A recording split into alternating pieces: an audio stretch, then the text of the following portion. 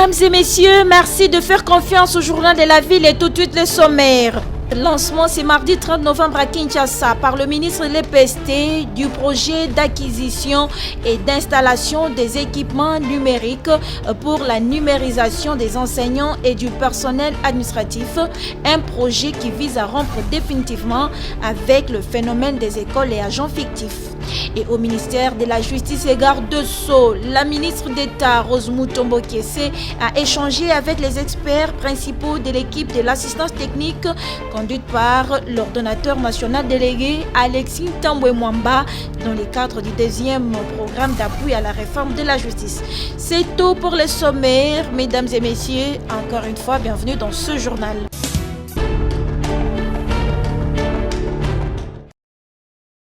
Le ministre de l'enseignement primaire, secondaire et technique, le professeur Tony Mwabakazadi, a lancé ce mardi 30 novembre 2021 à Kinshasa, en présence du ministre des Postes, Télécommunications et Nouvelles Technologies de l'Information et de la Communication, Kibasa Maliba, le projet d'acquisition et installation des équipements numériques pour la numérisation des enseignants et du personnel administratif de ces sous-secteurs de l'enseignement. Cette cérémonie intervient un jour après le lancement de la cérémonie de la vulgarisation de la mise en ligne du fichier paye des enseignants par les services de contrôle et de paye des enseignants SECOP en cycle. Et la cérémonie de ce jour s'inscrit dans la droite ligne de la continuité de cette opération et témoigne à suffisance la détermination de notre ministère à rompre définitivement avec ces phénomènes des écoles, des agents et des personnels fictifs. Je vais trouver ici l'occasion de féliciter et d'encourager la nouvelle dynamique que nous avons impulsée au niveau du SECOP qui nous a aidés à réaliser beaucoup d'autres actions pour faire avancer les réformes. Ce projet, a indiqué le ministre de l'EPST, n'est qu'une résultante d'une longue lutte contre le phénomène agents et enseignants fictifs. Le changement est possible à l'EPST et ce changement ne viendra pas de l'extérieur. Ce changement, nous ne pouvons l'apporter qu'avec des hommes et des femmes qui sont actuellement à l'EPST. Avec l'acquisition de ces équipements numériques, la direction Archives et Nouvelles Technologies de l'Information et de la Communication peut désormais identifier et informatiser les données des enseignants et du personnel administratif de l'EPST.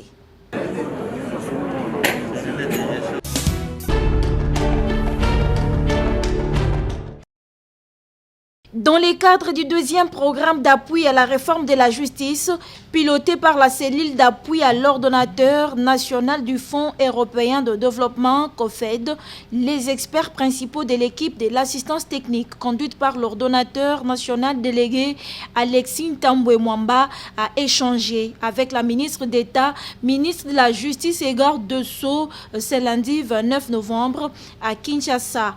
L'objectif était d'obtenir les orientations sur les attentes spécifiques du ministère pour le bon démarrage de ces programmes.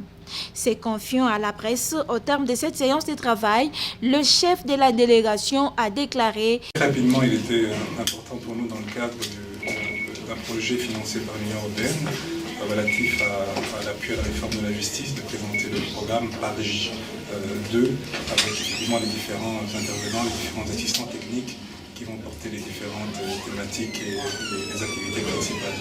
Voilà, c'est un appui au niveau central et un appui au niveau du CSM, mais également il y aura une facilité technique qu'on appelle les programmes qui sera mise en œuvre pour rencontrer un petit peu les desiderata et je dirais tous ces besoins périphériques qui seront exprimés par le ministère. Selon lui, le ministre de la Justice. Le ministère de la Justice est maître d'œuvre et bénéficiaire en même temps.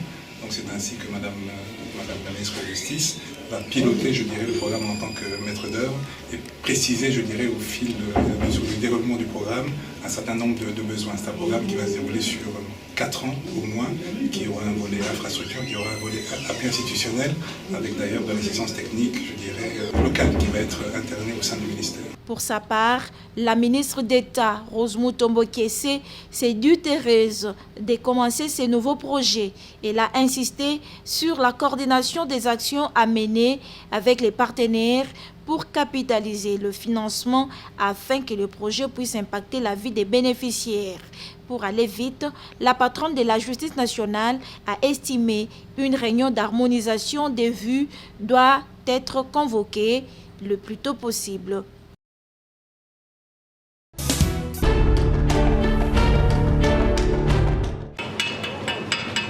Nouvelle rassurance des Boyomés et Boyomés, la pièce centrale hydroélectrique qui va alimenter la Tchopo est en pleine réparation à l'atelier central des Pandas à Likasi dans le Haut-Katanga.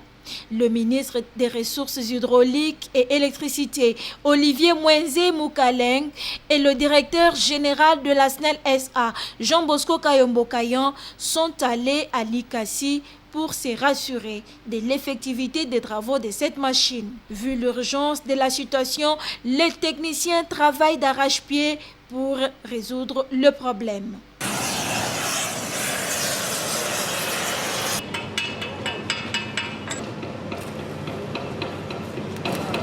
Les ministres des Ressources hydroélectriques rassurent la population de Kisangani qu'une fois les travaux de cette pièce centrale terminés, leur situation sera décantée.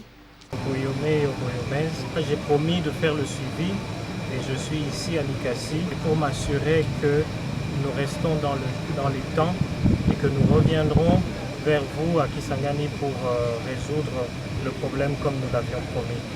Je vous demande encore un petit peu de patience, mais nous suivons de près l'évolution de cette réparation.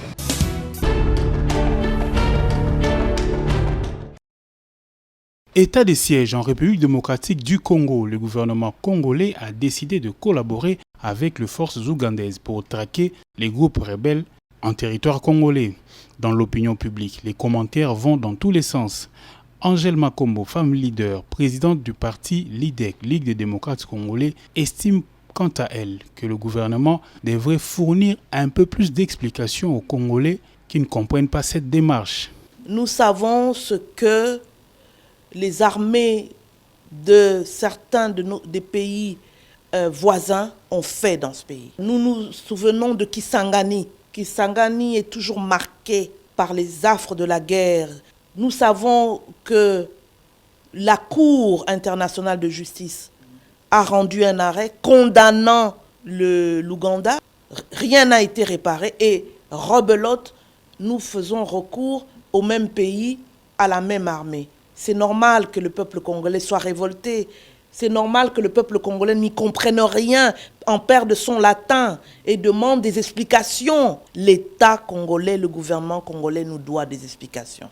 Tout récemment, Angèle Makombo, femme leader, a été reçue à 2 reprises par Ellen Johnson Sirleaf, à la fois au Libéria et à Kinshasa. Elle parle ici des contours de ces 2 rencontres. Mon voyage au Libéria s'inscrit dans une initiative lancée par Madame Ellen Johnson Sirleaf, ancienne présidente du Libéria, la seule et unique femme jusqu'à ce jour à avoir été élue démocratiquement chef de l'État, prix Nobel de la paix 2011, patronne du réseau des femmes leaders en Afrique. Elle sélectionne 15 femmes africaines pour participer à son programme de leadership féminin. J'ai le privilège et l'honneur d'être l'une de ces 15 femmes qu'elle a sélectionnées. On a eu vraiment 3 jours intenses,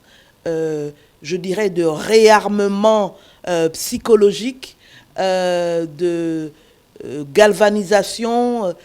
Donc je dis qu'elle nous a vraiment boosté. Quand elle nous a reçus, les femmes chefs de partis politiques, chefs responsables au niveau de la société civile, c'était dans le cadre d'un groupe qui vient d'être formé, qui s'appelle FUNAT, les femmes unies pour la nation, les femmes congolaises unies pour la nation.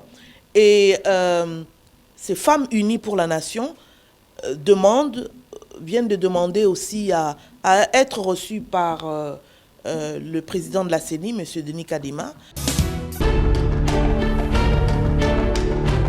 C'est un imposant bâtiment construit aux standards internationaux qui va désormais abriter la direction provinciale de l'INPP Nord Kivu. Le directeur général de cet établissement public, Patrick Kayembe, a décrit les conditions de précarité dans lesquelles étaient organisées les formations avant la construction de ce bâtiment ultramoderne par la France, représenté à cette cérémonie par son ambassadeur en RDC. Bruno Aubert voit dans cette action une contribution de son pays au développement et à la sécurité de la partie est de la RDC. Ceci revêt une importance particulière, puisque c'est certainement le premier remède à la tentation de l'illégalité. Et M. le gouverneur évoquait ces jeunes qui sont encore présents au sein de groupes armés. La formation professionnelle est certainement un des moyens par lesquels la sécurité peut être rétablie, pour commencer dans les esprits et dans la jeunesse. Pour sa part, la ministre Claudine Doucy a remercié le chef de l'État pour cette réalisation en faveur de la jeunesse. Le site moderne que va abriter la direction provinciale de l'INPP Nord Kivu est un résultat des négociations entreprises entre l'INPP et l'Agence française de développement, alors que j'étais encore directrice générale adjointe de l'Institut national de préparation professionnelle. Je suis très heureuse de vous annoncer qu'à travers cette œuvre, les jeunes gomatraciens, en particulier, la population de cette province en général, n'auront plus de limites pour accéder au monde professionnel, et ce, grâce à la formation professionnelle de qualité. Ils pourront ainsi contribuer au processus de reconstruction et de développement de notre grand pays. Ce bâtiment n'est pas une première dans le cadre de cette coopération RDC-France. L'AFD a financé des bâtiments de même type, notamment à Bukavu et Bagira au Sud Kivu, à Matadi au Congo central, à Mbandaka à l'Équateur.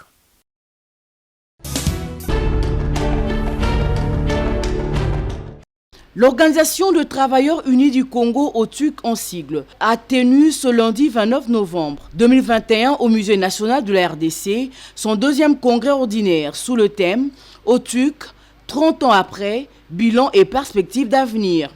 En présence de représentants du ministre du Travail, Prévoyance sociale, plusieurs invités de marque et le congressiste venu de toutes les provinces de la RDC. Dans son adresse, Jean-Benoît Ntandou a passé en revue la situation précaire du travailleur congolais, à ce jour marquée par la sous-traitance et les SMIG calculés à la congolaise. Il s'est aussi apaisanti sur l'objet de ce deuxième congrès. Notre deuxième congrès ordinaire se tient à un moment particulièrement difficile pour notre pays et pour les camarades travailleurs et paysans que nous représentons ici. En effet, depuis quelques années déjà, l'attention de notre pays est attirée par des troubles de nature diverses qui ne permettent pas à notre pays de se développer. L'économie du pays, toujours malade, a du mal à s'épanouir. Elle a quitté le secteur formel pour se concentrer dans l'informel, qui demeure malheureusement incontrôlé. Puis, de 90% de l'économie du pays se trouve dans les secteurs non structurés. La conséquence, bien sûr, de tout ceci est que les emplois sont rares, le chômage est visible, la pauvreté est dans nos maisons, les familles vivent dans une précarité sans précédent, le pouvoir d'achat est inexistant. À l'occasion de ces assises, les congressistes auront à définir comment construire un syndicat fort, renforcer les pouvoirs de la négociation collective et enfin consolider les acquis syndicaux par un leadership solide, stable et affirmé.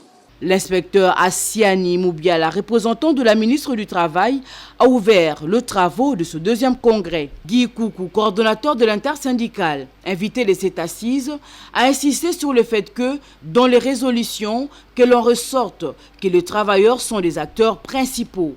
Le président de l'OTUC a aussi présenté ses invités avant de remettre spécialement à l'honorable Gilbert Kiakwama, parrain de l'OTUC, son kit de congressiste.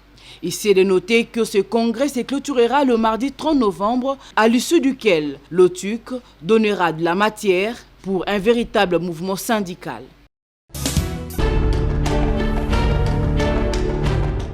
C'est à l'occasion de la célébration de la Journée internationale de professeurs de français qu'une table ronde a été organisée à Kinshasa dans le but de valoriser le rôle et le travail réalisé par ces derniers, mais aussi promouvoir l'impact de l'enseignement à distance, surtout en cette période où le monde entier est frappé par la pandémie à coronavirus. Retenu parmi les intervenants au cours de cette matinée de réflexion, le président du réseau national de professeurs de français, RENAPEF, Jean Bosco Pouna, a profité de cette occasion pour lancer un appel à tous les profs de français afin de travailler la main dans la main, ceci avant de se pencher sur la proposition de création d'un journal en ligne qui regroupera les enseignants de la langue française, tous dans un portail diversifié et avec plusieurs rubriques. Ce que je veux dire, c'est que les professeurs de français en réalité ne devrait pas travailler de manière isolée. C'est-à-dire que vous avez des professeurs à X endroits, professeurs à l'Institut français, professeurs dans les collèges, dans les lycées, mais nous ne trouvons pas toujours le temps pour nous mettre ensemble. Covid-19 et après, nous avons pensé que l'enseignement à distance était vraiment important pour nous, qu'on puisse en parler. Journal en ligne, qu'est-ce que nous voulons? Alors nous disons, c'est une proposition que nous allons partager auprès des professeurs de français d'ici, Kinshasa, et d'ailleurs, Lubumbashi, Kisangani, Matadi, pourquoi pas. L'intitulé d'abord, c'est le journal du prof de français. Nous les donnons comme ça, journal du prof de français. Motivation, je venais de le dire, les profs de français travaillent de manière isolée, alors que l'enseignement de cette langue nous impose de travailler en synergie pour plus d'efficacité. Et ça peut résoudre un problème qui est posé dans nos différentes pratiques des classes. Ça, c'est la motivation. Mais alors, quid de ce journal? Le journal du prof de français est un espace, nous voulons que ce soit un espace d'échange culturel, linguistique, didactique, un espace de partage d'expériences entre professeurs et enseignants de français. Commémoré sous le thème Covid-19 et après, la journée internationale de profs de français aura bel et bien vécu à Kinshasa.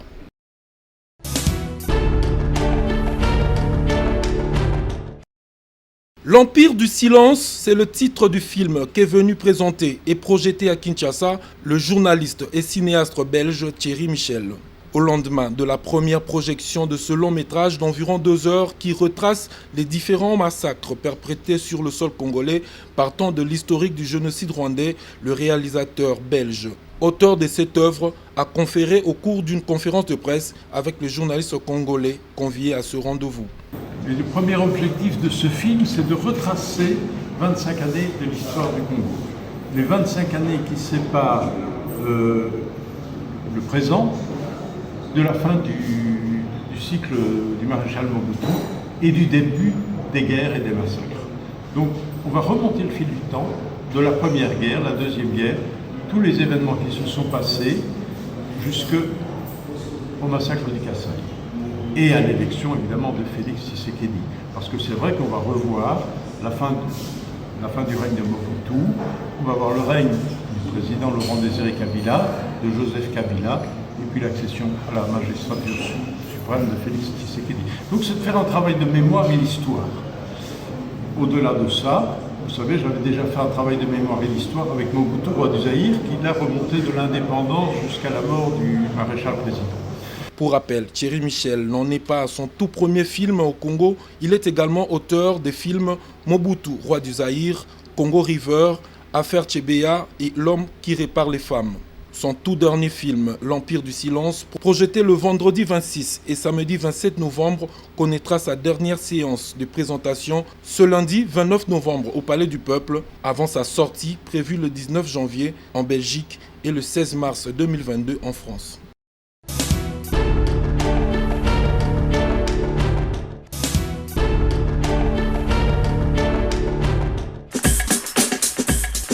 Nous sommes arrivés à la fin de ce journal de la ville. Mesdames et messieurs, merci de l'avoir suivi. Le prochain rendez-vous est fixé pour ce mercredi avec le même plaisir.